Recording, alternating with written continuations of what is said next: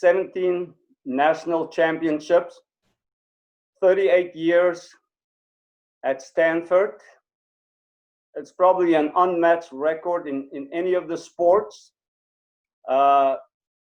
Dick, congratulations. Obviously, it's amazing. But I guess we can go and start at the beginning. I think one of the things that made you great is you coached club tennis, junior college, high school, but you arrive at Stanford. So what were your initial goals when you are arriving at Stanford? What was going through your mind? You get the job, you're at the Ivy League school of the West Coast. I look at it like as a Yale or Harvard. And so what were you They're the Ivy League schools of the East Coast. Come on. Yeah. I like that attitude, You're supposed to have that you attitude. You got to behave like a cardinal. John, what a pleasure to be with you. It's great to see you, and congratulations on all you guys are doing with Sports Ed TV. It's just really, really impressive to me to see how quickly you've grown and how many people you're reaching, the good you're doing in the sports world, and not just the sport, but all ancillary products around sport. Nice to be here. Thank you. So Dick, tell me, you arrive at Stanford, and what were you thinking when you first arrived there in your goals? You get the job, major university. So what were you thinking at first there when it all starts out? Well, I played at Stanford, and I really enjoyed it, and we were always good. My coach came there just after World War II, as did yours, at Miami, Dale, and they were there. That breed of coach was all there for 15 years or so, and Stanford was always pretty good. I think we averaged in those 16 or 17 years, we averaged number 6 or 7 in the country, which was, and never out of the top 10. And yet there were 2 big elephants in the room. There was in Southern California, USC and UCLA. And those days there weren't a lot of indoor courts, and so they were really, with the sunshine area, along with a couple other areas, really the bastions of tennis in the collegiate world. I would say, in fairness, Clarence Mabry at Trinity had done a great job down there, and he had some incredible teams, Froiling, Buckholz, I can go on and on with players he's had. But on the other hand, they never played the NCAAs because the Wimbledon NCAAs were later in those days. And so his players would go to get ready for the grass, and UCLA would play the NCAA championship and fly overnight to England and play almost the next day in Wimbledon. So that was a choice they made. But really, UCLA and occasionally Trinity were the standards of the world, and everyone else was somewhere else.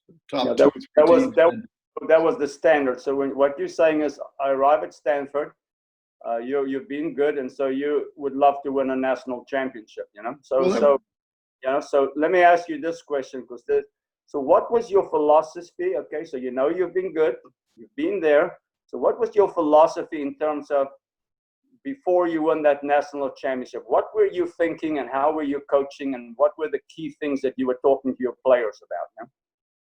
Well, I went into this job. I told my boss, finally hired me. I was at Foothill Junior College for 4 years, and I really enjoyed that experience. I probably would not have left there. I knew junior college was doing really well in tennis. I would not have left there to go anywhere other than Stanford. And the job, my coach retired, and I have to be the right place, the right time. I go in and tell all the guys when I'm getting interviewed, I think we can win a national championship. And those days, Stanford had won none. We won one in 1953 in golf. We won one in 1967 in men's swimming, and I entered in the fall of '66. And the whole attitude in the athletic department was really negative. It was one of, well, you can't have academic background that's strong enough to get into Stanford and be a good athlete. You don't have time to spend time practicing and competing and be a good scholar. And it was really a rationalization by the coaches and by our athletic department for something I didn't think was really necessary. I felt really it's something that could be done. I told my prospective, my soon-to-be boss, that it could be done. I felt it could be done.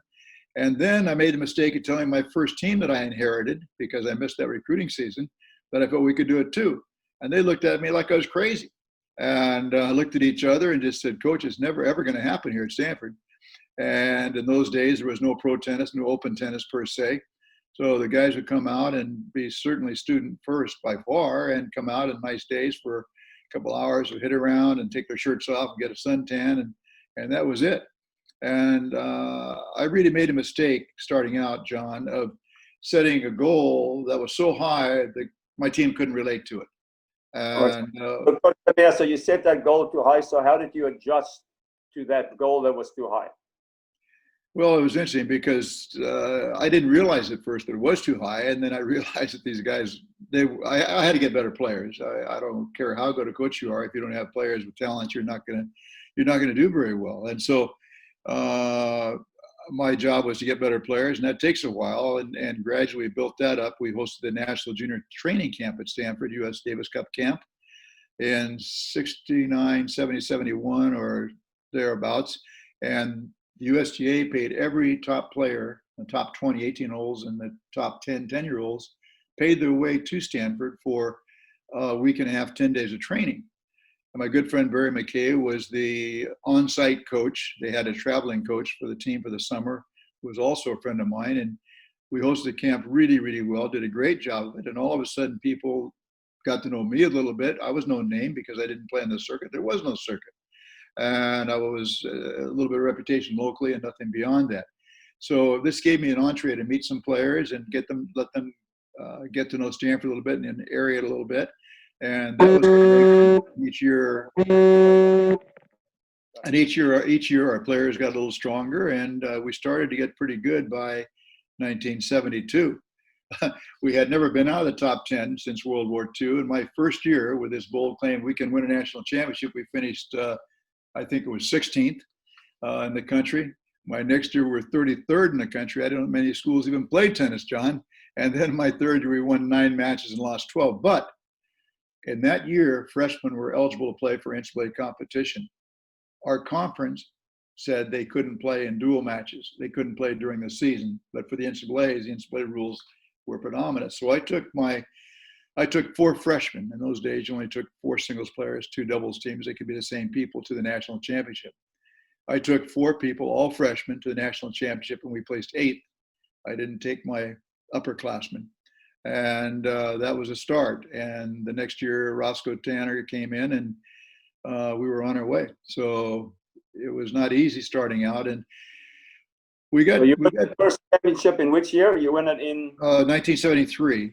And okay, actually that's about my last year in the junior. So just before I arrived at Miami, you won your first national championship. Yeah, if I recruited you, I've been successful recruiting you, we would have won one earlier. Actually, Roscoe came in, and Roscoe was really a positive guy. Everything was, the glass was always overflowing. He was really confident in himself. He was really, people loved being around him. And he really changed himself, really, another local fellow, Rick Fisher, changed the thinking of tennis. He said, we can win. I go into a team meeting and say, guys, let's try to win against SC and UCLA. Well, let's try to win. Let's see if we can't get 2 wins in there, 3 matches out of the 9. Let's make that our goal. And these guys are saying, Coach, we're going to kick their butts. And I'm going, wow, this is a different kind of thinking to me. I've been used to what my other guys would say. And I realized the culture was starting to change a little bit. And Roscoe was really responsible for that. Ironically, he got to the finals in NCAAs as a freshman in singles, as a sophomore in singles, and lost in 5 sets to Dickie Stockton in the semifinals his junior year. And was coming back next year, and Sandy Mayer was in school, and I thought, wow, we're going to win it next year. But Roscoe decided to turn pro. But Open tennis started, the money was getting better. Sandy wins your first singles championship. You now got a national championship. So how did you change your coaching philosophy after you won your first national championship? Obviously, from just listening to you now, it was really hard. It was really complicated. Nobody believed it. You have that U.S. pecking order, which is strong, in college. But now you arrive and you win. So how are you thinking differently after winning for the first time and the first national championship for Stanford? Well, when Roscoe left, I thought, oh my God, there goes our chance. We had a guy named Paul Gherkin there before Roscoe left after his freshman year because he couldn't play in the varsity. He couldn't play any matches. So he left, and he was good, and went down to Trinity, and where his buddies were. But Roscoe left, I thought, oh my God, we got a close call again. We didn't do it.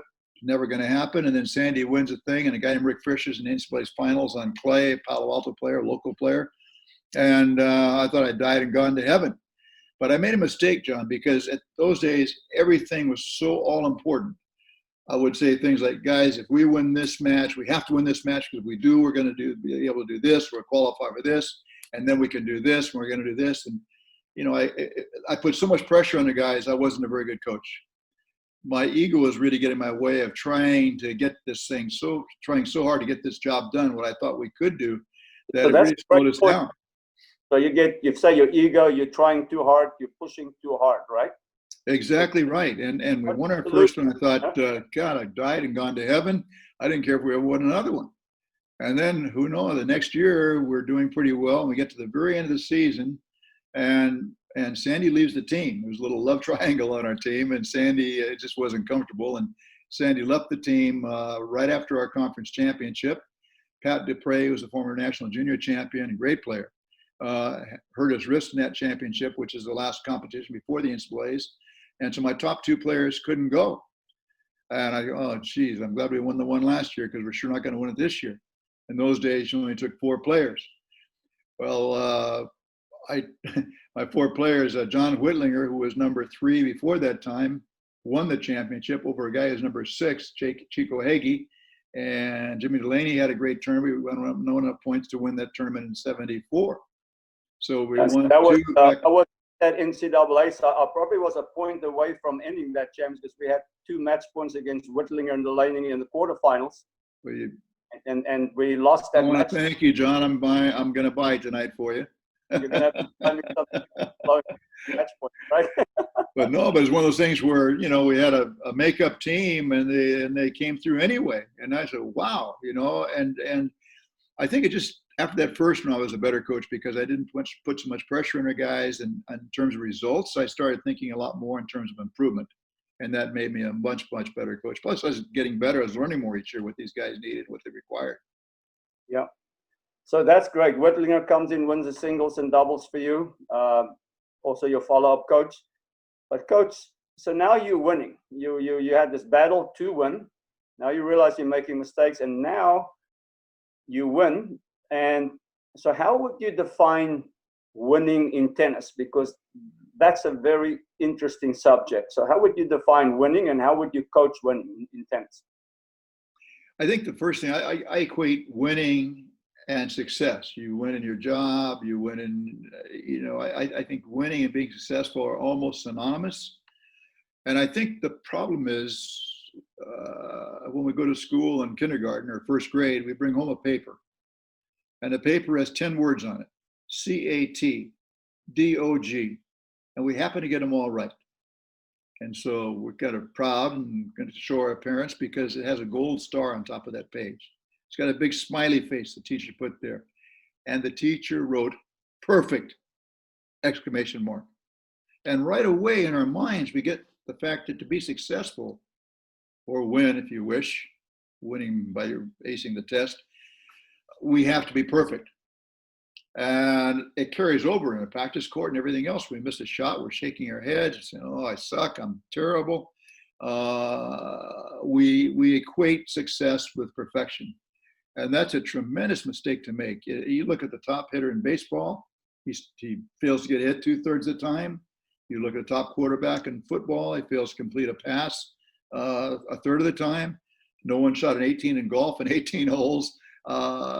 There's a big difference between perfection and doing well and being at the top and winning.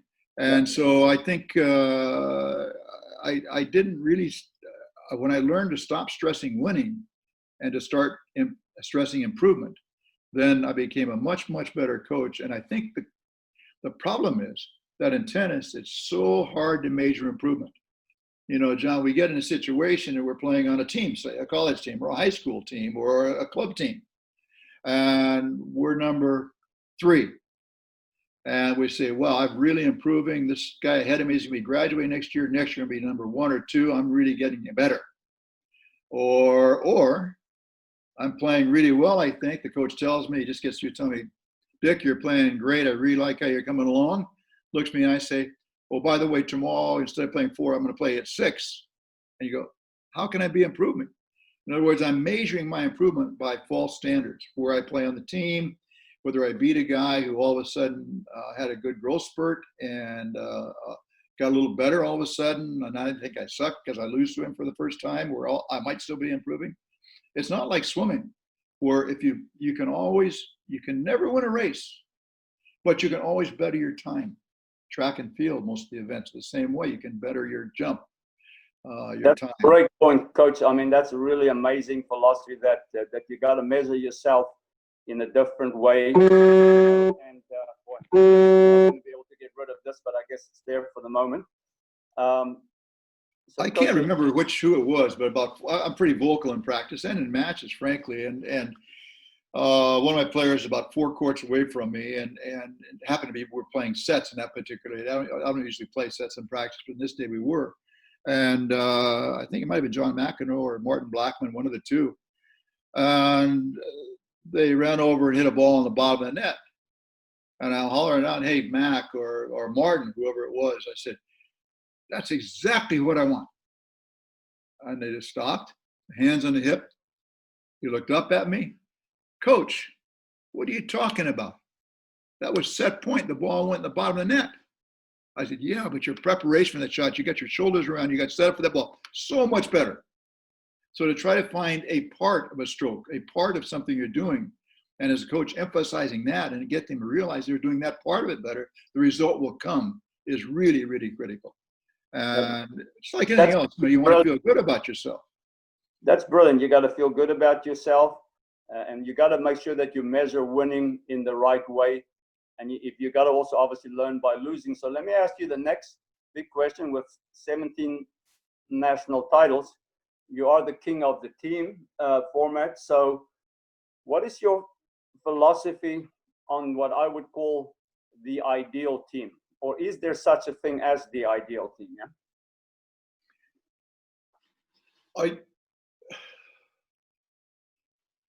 First of all, we talked about 17 championships. I never hit a ball, John. So I had great players. So I would say I was very lucky because I was able to attract good players who were admissible to Stanford to come to Stanford. And that all of a sudden makes you a good coach. So let's qualify the championship a little bit. But ask me again. What is the ideal team? What do you think is the ideal team? Yeah, what is the ideal? I would let me answer that a little bit more indirectly. I'd like to be around people who are positive. I don't want to be around people who have their head down all the time or shaking their head.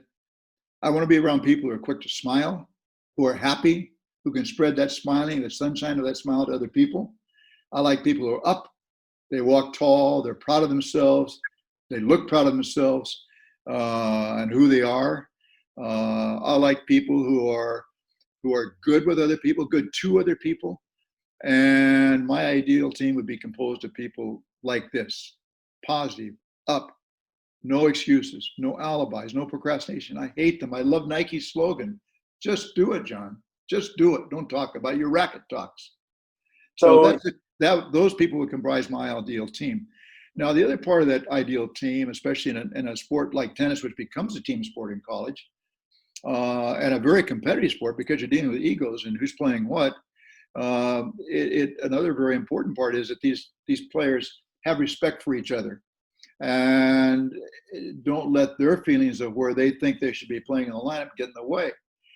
I'll contrast 2 teams for you, two of my better teams. One was 1978.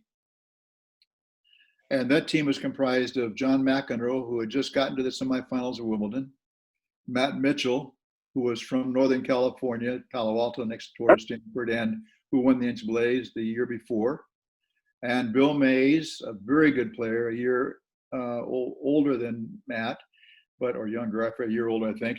But Bill was also a great player. I think he won the national 16s and a great player. He and Matt were always rivals through the juniors all the way through.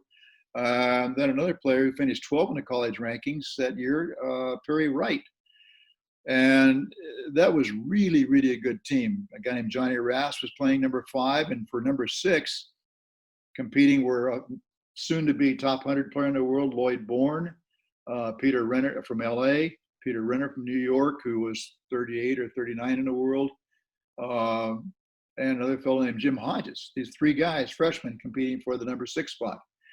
And that team was, when we won the championship, I couldn't jump up or down or anything. I put a towel over my head on a bench. I put a towel over my head, sat there while the guys were going crazy and celebrating, and just took a great big inhale and let it out slowly and just said, thank God we did not self-destruct over the course of the year. And I didn't know on that team how I was going to play that lineup. And finally, I gave John McEnroe the fall off as an example. Great player, but he started playing a lot in spring, the spring semester while he was at Trinity High School in New York. Started playing a lot of a fellow circuit in the East. Bill Reardon, you may remember, had a great circuit in the East. Charlie Passerell and Arthur Ashe and Stan Smith, they were all playing it. Good players were playing it. And John would play that when he could and have evening matches so he could still go to school. And he did very well that spring. And then he goes to Wimbledon on the U.S. junior team to play junior Wimbledon, which is the second week. Well, he gets into qualifying for the main draw because how well he'd done that spring. And he qualifies. And then he gets in the main draw that first week and he keeps on winning. So he never plays a junior event there. And then when you're chasing those points and you're on a roll, John, you know how hard it is to back off. And I tell my guys, you shouldn't be playing more than 3 or 4 weeks in a row, and then you got to take a week off, then play another 3 or 4 weeks because they get hurt. Well, Mac played the whole summer. I don't think he took a week off the whole summer. He had good results throughout. So semis of Wimbledon, and I actually played him in Cincinnati the week after he got to the semis of Wimbledon. So, Coach, that's amazing. So he came out proud. I just told him take the fall off. I didn't even have him practice, and I was partly John's not as a coach. You look at repetitions, and that's how most players get better.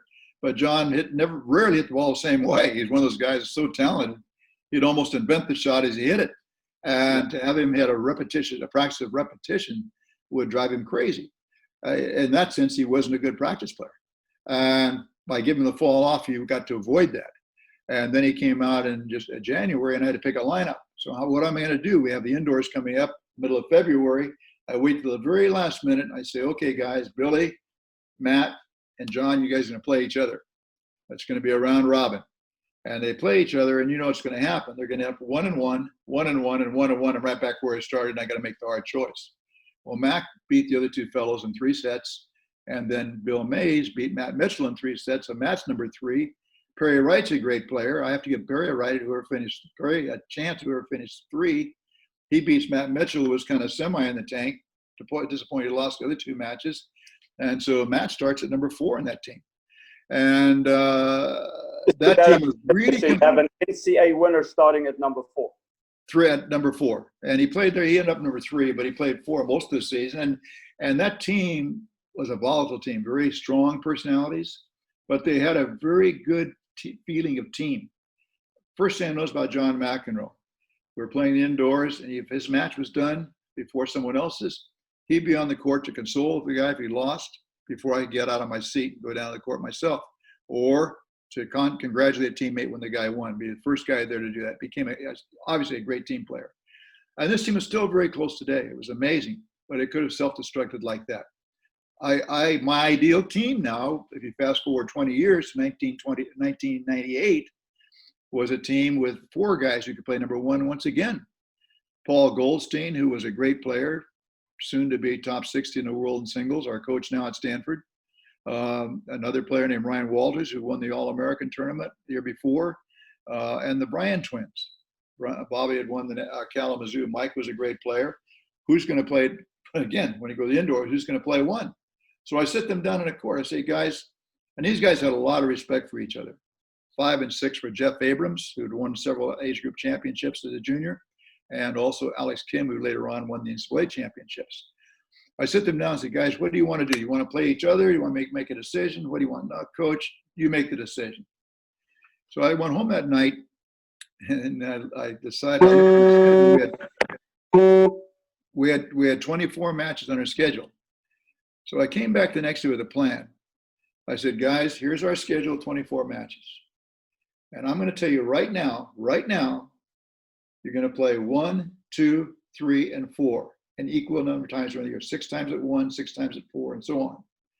And I'm going to tell you right now what number you're going to be playing on May 3rd, as well as what number you're playing on February 2nd. Right, that's the whole schedule. They knew 2 months ahead of time who's going to be playing where. I said, however, you have to realize, guys, that you might be playing 1, but the guy who's playing 4 at that particular time might be playing better than you are at 1. Can you live with that? They looked at each other, absolutely, coach, that sounds great. And then I said, Jeff, you and Alex, maybe just a tad behind these guys. I'm going to alternate you guys at number 6, at number 5, give an equal number of matches each one. When the NCAAs come, when these 24 matches are over, the NCAAs come, then I'll arbitrarily assign you in the lineup based on what's happened. We'll go from there. Well, these guys never complained, ever complained. They lost 2 singles matches, 3 singles matches all year. 2 of those matches were redeemed when the guy played him a second time that year. And they lost 1 doubles point. And it was unbelievable. Now, college competition in 1998 was different than 1973 because in 78, because 78, most guys were going to school still for a couple of years. They're very top players even. But if you talk about an ideal team, where you talk about the qualities every day at practice that I just mentioned, the 1998 team would be it. They were up. They were willing to work together, and they were a team, you know. Work together, they were a great team, and that was just a joy. I told John Withers, my assistant, I said, John, better enjoy this year because in all my years of coaching, I've never seen this before, and I will probably never see it again this way. So, Coach, how do you take all those minds? Now you got them organized on the court, but how do you train them? You said now I train, but how do you train them on court, off court, studies, and social life? What is your vision? Because you are at a very good academic school. You may as well be at an Ivy League school. It is an Ivy League school at the level. So how do you manage the rest of their life while they're in college there? Yeah, good point. Well, first of all, let's go in reverse order. Let's start with social. I fully believe that's part of growing up. These guys are free, away from their folks for the first time. I encourage participation in joining fraternities. I also encouraged playing intramurals if they wanted to. I thought they should really benefit from the fact that it is a residential university, and they should do what their buddies are doing. But when I expect them when they came to the courts that they'd be 100% there. Once they walk in that gate, they're in a different world, and then they have to respect that. As far as studies, you're not going to get into Stanford if Stanford's not 100% certain you can do the work. So that was good. And also it saved a lot of problems. Of the high school seniors in any one year, probably maybe 1 out of 5, the top 5 would be eligible for serious consideration Stanford admission-wise, and maybe 1 of the second 5. My job was to get both of them, and sometimes a third one in the top 10 of the high school seniors. And if I got them all, I was going to be a great coach because I would have a good team. And Stanford won't let, if you have something on your record, they're not going to let you in if you're a bad kid. So that was not really a problem for me. Now on the court, how I work with them would really depend. I made my living as a proactive coach, first strike coach. I was a big proponent of serve and volley, of putting the pressure on the opponent, making him react to you rather than waiting out till someone missed a ball or waiting till the other guy came to the net and then I had to pass him. I wanted to be up there first. And most of my guys, I had 2 players come to Stanford who were good serve and volleyers when they came in and preferred that. Alex Mayer, Sandy Mayer, and Jimmy Grab, who became later 3 different years #1 in doubles at some time during the year in the world. And these guys were serve and volley players, but no one else was really, even Mac preferred to stay in the backcourt. If I didn't force him to the net, he'd just stay back and rally all day and eventually get in there. Of course, Wimbledon, he serve and volleyed all the time on the grass in those days. You did. But that was my credo. And so these guys now, keep in mind, at 14 years old, you're probably not strong enough and big enough to be able to serve and volley. You might, with a good coach, you're going to have the net skills. You're going to have a good volley, a back-end transition volley, a good overhead. But you haven't used it much in matches. And so my job at Stanford was to get these guys, if they didn't have those skills, and some of them didn't, would be to develop their volley, develop their overhead, their confidence in their overhead, their anticipation, and get them at the net and all the time. Now, you say that in practice, but anytime you're learning something new, you don't go into a match, it's a big match, and try it. But in college coaching, we had the advantage of being able to tell the player and talk to him during the match. And I was a little afraid of this when I started. I was too worried about saying the wrong thing. As I learned over the years that what I was teaching was really was successful, and that people were buying into it because it worked for all these other guys before them. I would tell them almost every point what to do. And after a year and a half or so, I would look down to tell someone something, and just before I could even say it, they were already doing it. But by doing that in a match, I could say, okay, I want you to serve in tight to the forehand and come in and volley to the behind the guy in this point, or to the open court, or kick it up the backhand and come in, or move around and move over to the left a little bit and return a serve and come in off the return in the second serve. You tell them what to do. And if they didn't do it, they didn't play. Yeah. And the good thing is it worked most of the time. It's like the manager in baseball, someone in the dugout's calling usually the pitch is the pitch, or they're telling the hitter to take, or what he wants the hitter to do, the batter to do. That's what I was doing, calling the pitches. And it really made coaching fun for me because I was actually playing the match. And I wasn't right all the time. But if a kid tried something and it didn't work, then it was my fault, not his fault. So it took the pressure off the kid from trying it. And actually, I'm writing a book right now and having a great time. I have 200 guys who are still alive, and I sent out 20 questions, tough ones, like how do we manage egos? How did you feel relevant if you weren't starting with? Do guys feel relevant? What was our culture? And these are all essay questions, in other words, to answer. And I had 162 guys respond, 75% over that. And amazing answer to these questions. And they'd say, so these guys had never served ball. Alex O'Brien became a great player, number 1 in the world in doubles and good singles player. He said, before you told me to get my butt to the net, I only went up there to pick up balls if I missed. And so that was pretty much what was happening in those days. And my job as a college coach, because they were physically big enough, take a guy like Jimmy Gerfine, who was number 10 on the team when he came as a freshman. I didn't think he would ever play out of the top 6. He ended up playing number 6 for the first time, starting in the national championship, won all of his matches number 6. And then a year or two later, he's in the finals in Spillane, loses in 3 sets to Tim Mayon, serving and volleying the whole time. Little kid with a big Prince racket, never served a ball in his life. That's incredible, so you're managing a lot of players there, a lot of egos, a lot of talent, developing talent. So what did you learn from maybe what was maybe the loss that hurt you the most, and what did you learn from your losses, or did you learn more from your wins?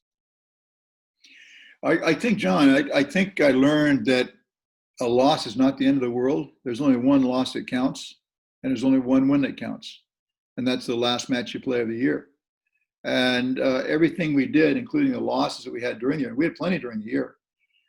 But Matt Knoll of Baylor asked me, how many times, he said, Coach, were you in the finals that you won the championship when you got the team finals? And we won it every time with the team in the finals except for 2 times. And one was a 5-4 loss for that scoring system to UCLA in a match where I called the wrong serve to Jimmy Grau. I said, Jimmy, serve this ball to Kouros down the middle tee to Kouros's forehand. Michael Kouros, remember him?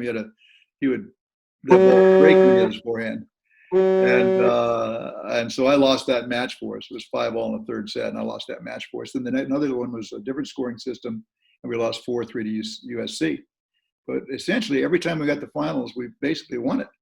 And I didn't realize that until Matt asked me that, and I had to look it up. But I think the point was, and my guys keep saying in the interviews for this book, their written answers were that you always got us ready for the last match of the year. You never put too much emphasis on what happened in the indoors. We lost all our matches or whatever. And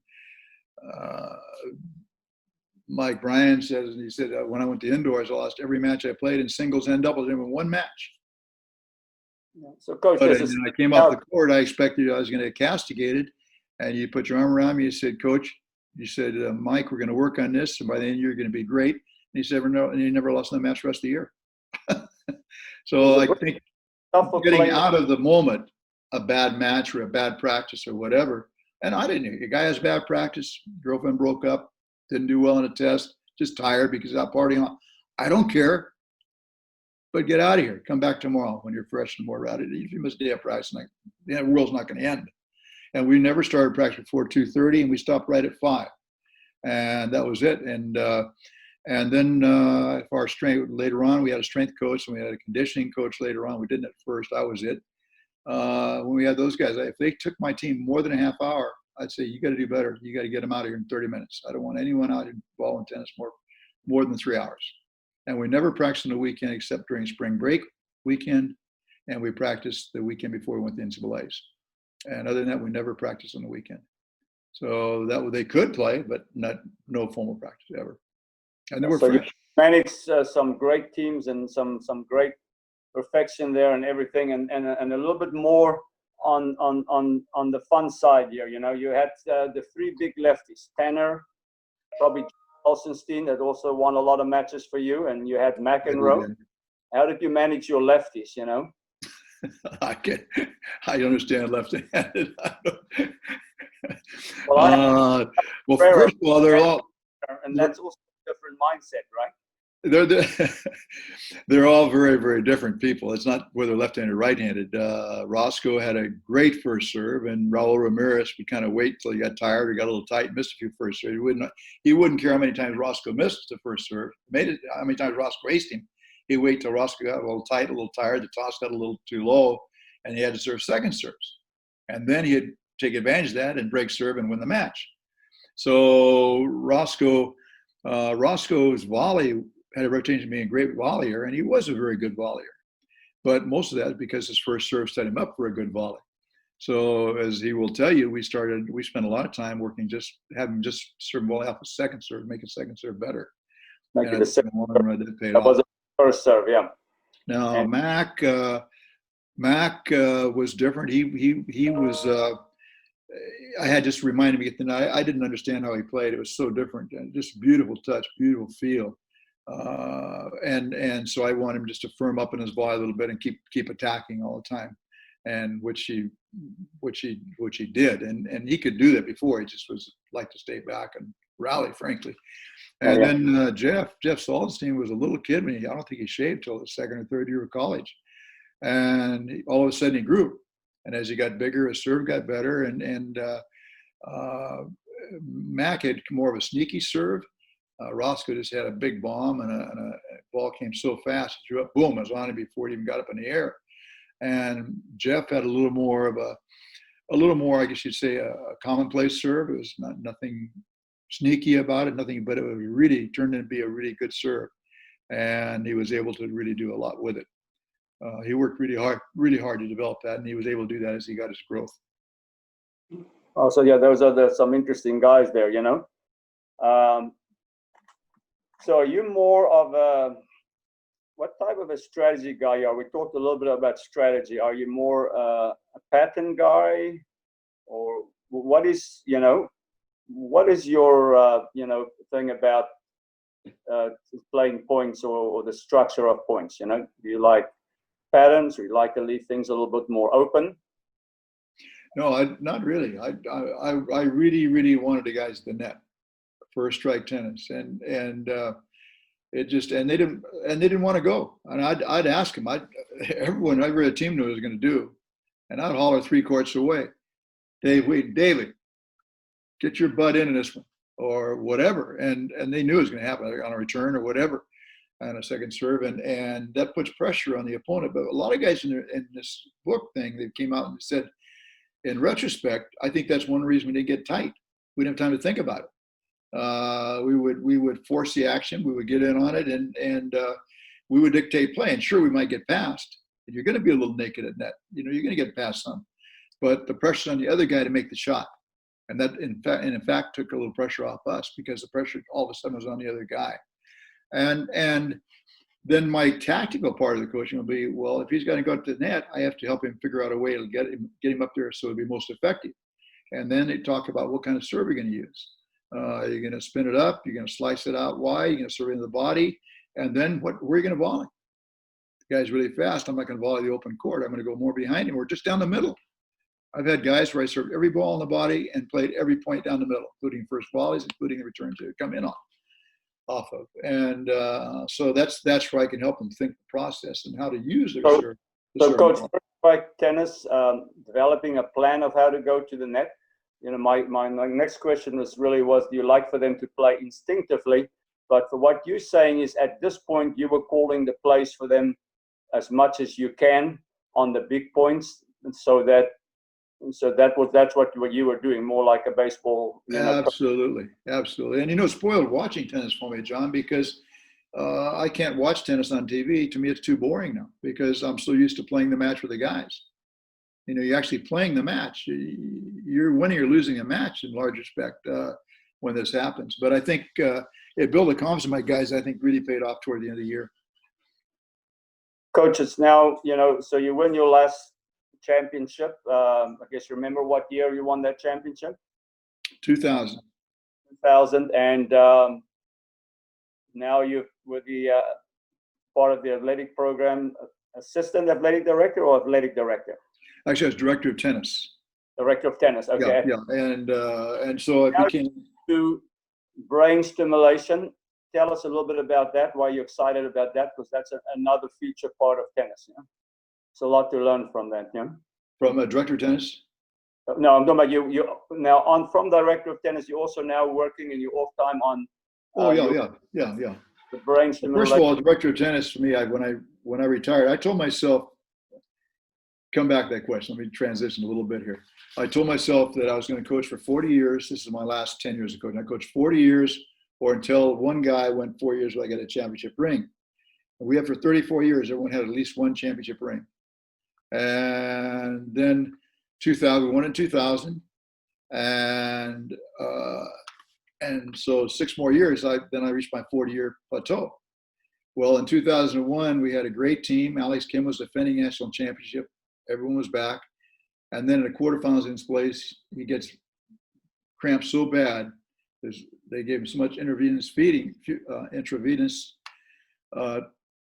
fluid that his brain started to swell. Almost killed him in the hospital. And so fortunately, he's fine, but he couldn't play again in the tournament. So he was out. And if a 4.5 scholarship, you don't lose the defending national championship and win the tournament. We just couldn't win it. Next year, a guy who won the NCAA doubles championship, KJ Hippensteel, and was number 1 in the country when this happened, got hurt right at the end of the year conference tournament, and he went out. We had a great chance to win it then. The third year, I had 3 guys: David Martin, Scott Lipsky, and Ryan Haviland.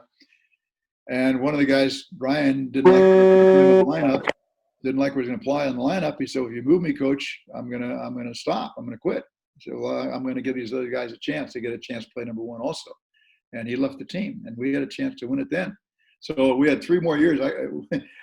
We easily could have won it a couple of these years. My 4th year, we weren't going to win it. That was after 38 years. So I go to my athletic director at the start of the year and said, "Ted, it's time for me to stop. Let me give you a job description of what I want to do next as director of tennis." Because that was a new term then. I was probably one of the first guys ever to be hired as such, full time. And there are a lot of things I want to do, but I didn't have time to do on coaching. I want to host the national championship, and I didn't want to do it as coaching because I wanted to do it better than it ever been done before, things we'd never done before. I want to do some stuff with streaming. We had an incredible streaming system. We streamed 12 courts during the 2006 NCAA we hosted, and set up a great broadcast system. I was able to do things I couldn't do as coaching, so it was really a creative time for me. And then finally, we ran out of things to do. We built our stadium. Every dime of that stadium, $20 million, we raised ourselves. No one else helped, not the athletic department, not the university. Every dime, former players, donors to the program, we raised it. I've got the whole program endowed now. My position as director of tennis is coach, assistant coach, all of our scholarships, our operating budget, the level that let us operate at, and even a maintenance endowment of $1 million.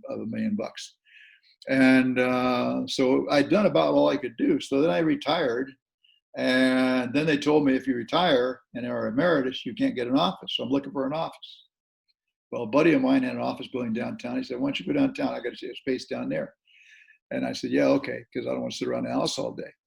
Well, I go down there, and it's in a nonprofit hosted there, and they had done a lot of work with HIV education, started HIV education in 82 countries throughout the world. and they just transitioned into concussions. Well, of course, that's related to athletics oftentimes. So I've been over 2 years now working on concussion education, which is used by almost all of youth football and a lot of the U.S. Olympic Committee groups and so on. So I'm really fascinated with this. It's been a lot of fun for me. Well, that's really exciting.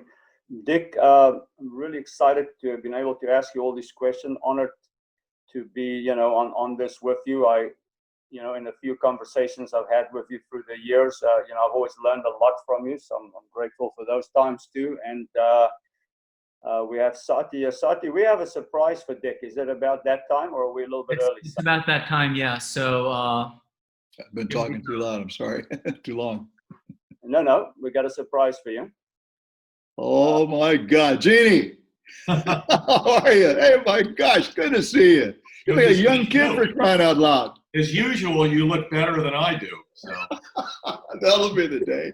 Well, like Patrick's down in his basement, still getting better, for God's sake. You guys, oh my, that's scary. Incredible. How you doing?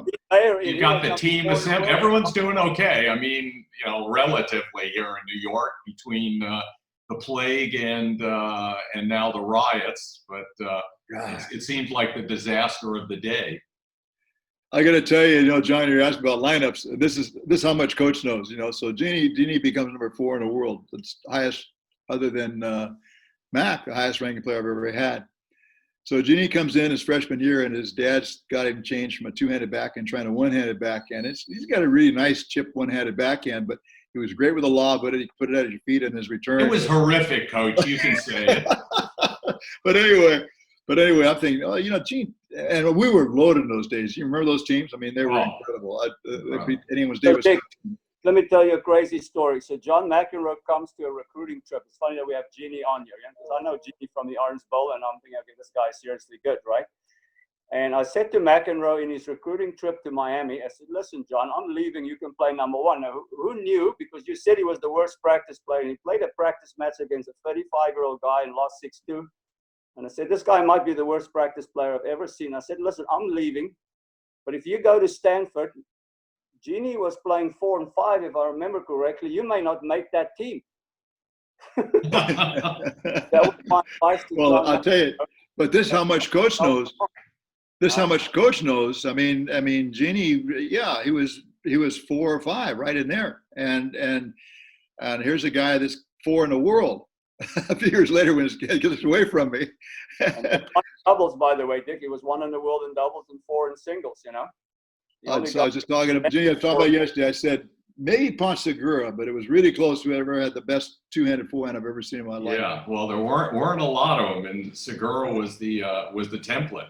So, Coach, how have you been? I've been doing really well, thank you. Good. It's really fun. I think back, John. People influence you when you're a coach, and nobody influenced how I taught more than Jeannie's dad. And Alex would come out every year, spring break, and my first thought was, "Oh God, what am I going to do?" And he never interrupted a thing, and he'd go down and take Jeannie or Sandy, and then Jeannie, and they go down and a couple of courts away from everyone else. He never interfered. But I found myself going down and coaching the guy, quote, quote, right next to where their dad was, because I learned so much. Every time I heard him talk about coming around the outside of the ball, whatever, I learned. And that's one thing as a coach. You always listen. You don't know who you're going to learn from. I've learned from my players. I've learned from their parents, from their coaches, from my opponents. Great, And so, Jeannie, you've been with Sports Ed TV from the beginning. It's exciting to see you out here today. I'm hoping to interview one of the next few guys. But I thought we'd surprise Dick today, seeing that, by the way, his dad could too bad, seeing that Sandy won the NCAAs and was top 10. So maybe his dad was one of the best coaches in the history. Well, I don't think I learned a ton from his dad. Not a lot of guys that. My claim to fame is, one of the 2 brothers who had absolutely no talent or ability at all, but had a great coach, and somehow the coach turned him into top 10 players. You get top 5 in the world without any talent. It's extraordinary how my dad was able to craft, as Coach, 2 totally different games. Sandy hit every ball the same, came in the net, and power tennis, and mine, I got bored hitting one shot the same way. And so, that's, you've already brought up, Coach, and I think that's what made you such a great coach, that the more you coach, the more you know how much you need to learn as a coach. So and that is, in many ways, the sign of a coach. The coach who says, I know it, I know the right way to play, I'm just going to tell this guy what to do, dream on. Well, it's true. And you get more confidence, too, as you see what you're doing evolve, and it works and it doesn't work, you pick and choose, and you stick with what works. And if it's working, don't change it. And when you guys were there, I knew nothing. I thought I came in to see everything. I knew everything, John. And I'd coached a couple of guys in JC. One got the quarterfinals for USC and the NCAAs. Another was in the round of 16. There's some pretty good players. And I thought I knew it all. It'd be easy. And I knew nothing. And I just, I don't, if I were coaching today, I'd still be learning. And I think as soon as we stop learning and trying to learn, it just, then we're through. So we're not letting you retire, Coach. I can't believe your phone isn't ringing all the time, that people aren't. Remember Tim Noonan? Oh, sure. I think he's going to put my book together for me. It's all written. Wow. I've done what I can do, but I think he's going to put it together. I need the first copy, because there's so many interesting bits and pieces that I saw floating around. It'll be interesting to see how it comes together. Yeah, it's been really fun for me. It's really been fun. I think you're going to love it. It's just absolutely. The guys, no whole bars. They said it like it is. It's great. Yes. Thank you so much for the. So, Coach, let me ask you two guys a question. So Jeannie, what do you think about Sportsnet TV? You've come all the way. It's almost like Dick's first coaching trip. How do you feel about Sportsnet TV? Well, I think there are a number of elements that have come together that are really quite extraordinary, and a lot is a tribute to you, John. In order to coach, as my former coach now sort of emphasizes more than anyone, is that there's a lot of getting below the surface and digging deep. If tennis were an easier game, we would have all read a single book and everyone would have become Federer overnight. So there's a lot that is entailed. And so basically, I think what you have done, which is extraordinary, is you've put together and amassed over years outstanding coaching technique, but you've also been willing to get your hands dirty enough to address the various aspects of learning where people actually have now a roadmap. It's not just watch this video of a top player and replicate it, but there's a lot more that goes into really learning something. And so to me, not just in tennis, but the ability to do that with other sports is really outstanding, where people can get the kind of nitty-gritty coaching information that people are really hungry to get. And many people who actively take lessons for 30 years don't get very much of.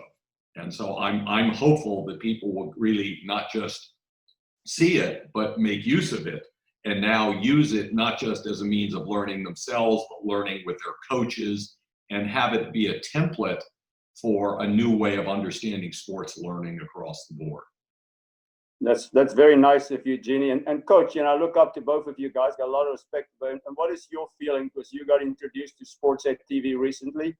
How would you describe Sportsnet TV, Coach Wilt? I think a couple of things really stuck out to me, John. I think that it's the world's unlimited in terms of sport. There are so many sports. You guys are in a half dozen of them and well into them, and you have a lot of others you're going to probably go into. I think that's the first thing. It's not just tennis. It's not just soccer. It's several sports. And the other part of it is it's international.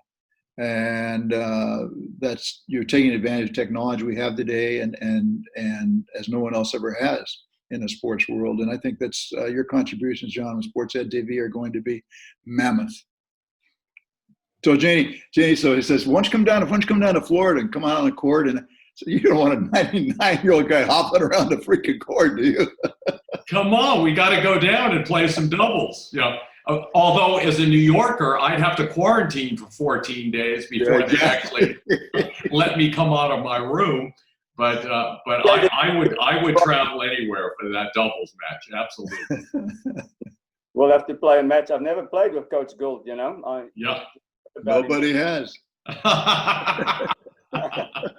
That's how he kept all the students' interest. There was always the hope at some point, decade after decade, we'll get him on the court. And it never You know, it was really happened. It's really funny, Jeannie, because I would go anytime I bring my racket to practice, I'd lose it because I put it down to do something tactile with one of the guys, and so I stopped bringing a racket to practice. I just borrow somebody's. You know, let me borrow it. Let me use your racket for a second. And I'd never hit a ball before we had assistant coaches for 20 years because I had, you know, in those days, we even had a JV team early on, John, and I had too many guys out there to get my full attention with one guy, and it was really, really hard.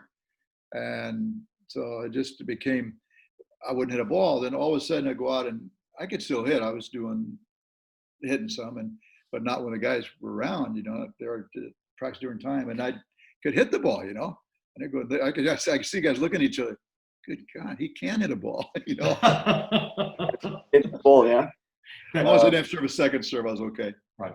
Coach, that reminds me of a story recently, and I won't mention the names, but I had a student who was the top junior in the East, which is not top national, but was, you know, a legitimately good player. So I'm working with him for a while. Very proper upbringing, very proper mom, reminded me of my European mom, you know, very, very straight-laced, a good hitter of the ball, hit the ball very hard, very big serve, huge forehand. So we're working for a while and we're playing one day and his mom is sitting next to the court, all dressed very nicely. And so in the middle of the session, my student talks to his mom sort of quietly, and I don't hear what they're saying. And she comes up to me and says, well, you know, he would just like to know, would you be willing to play a few games with him just to see what it's like? He's not sure if you still do that and stuff. And I said, yeah, I still play a bit, you know, so no problem. You know, I'm not going to get hurt yet, I don't think. And so I'm 60 at the time. So this guy, you know, he's crushing the ball and hitting, you know, big. And so I said, what would you like to do? He said, are you okay to play a set? So I said, sure. We warm up a little. So we start playing the set. And so we start playing. And so first game he serves, I break him. So 1 love, 2 love, 3 love, 4 love, 5 love, 6 love. So within 20 minutes, it's set. So now I can see as we're crossing, you know, as we're changing sides, his face is getting redder. He's not saying a word, but he is just getting more and more annoyed. So finally, at the end, we're done with the session. So I asked him a question which was really related to, you know, what did you think about playing? What could you learn from that? And so he said, can I just ask you one question? So I said, sure, anything. And he said, were you just deliberately trying to piss me off? I said, no, that's what I did all the time and stuff like that. You're 60 years old, you hit the ball 1 mile an hour, and I can't win a point from you. I hate this game. So that was the same. It was the same thing. Like I was the older guy, but then he said, boy, I had no idea. It was so annoying to hit slow balls so very far away. That's a great Try story. to tell him that you're the only guy that beats Lendl 4 or 5, and then he understand. Well, he didn't love variety, and that was sort of what I was good at. He liked more the robot approach, but he still had an okay career afterwards.